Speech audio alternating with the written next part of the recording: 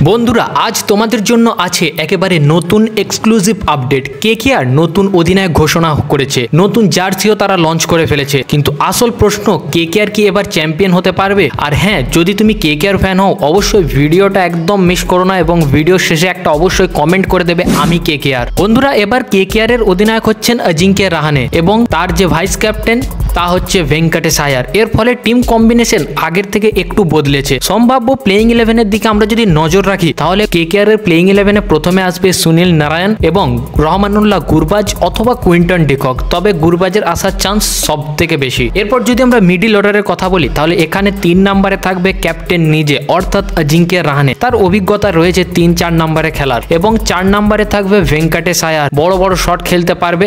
এবং 5 নম্বরে থাকবে রিঙ্কু সিং।